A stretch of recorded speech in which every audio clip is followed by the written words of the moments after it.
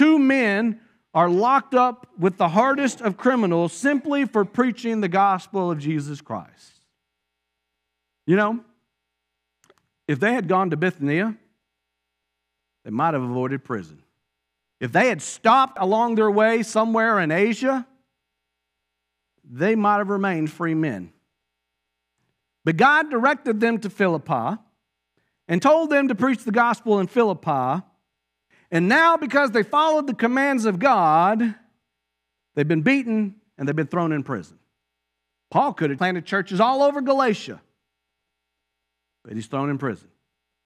Paul could have preached the gospel all along the southern edge of the Black Sea, but no, he's in prison. Do Paul and Silas get upset about this? Do they get mad about it? Do Paul and Silas argue with God? See, if you'd have just left us alone and let us do what we wanted to do, and let us go into Bithynia, then none of this would have ever happened, and we'd never been thrown in prison, and I wouldn't have got beat, and we'd have been planting churches and preaching the gospel everywhere. I'm done with you. I'm going home. Acts chapter 16, verse 25. They're in prison, the hardest of criminals. Verse 25 says, and about midnight, Paul and Silas were praying and singing hymns to God, and the prisoners were listening to them. The prisoners were listening to them. Had they never had been beaten and arrested, they never would have been able to preach the message of freedom to the prisoners. Maybe your hardships and your struggles aren't for you. Maybe your hardships and your struggles are for somebody else who's watching you to see how you respond. At midnight, Paul and Silas were in prison, but they were praying and singing praises.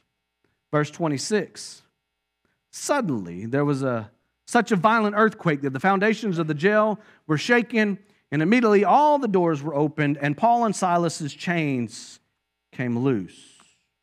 Hold on a second. Oh, wait, I think I read that wrong. Oh, yes. Everyone's chains came loose. When two men who were beaten and arrested, when they prayed and they sang praises to God in the darkest hour of their lives, the chains of everyone around them were broken. Every one of the prisoners heard the praises.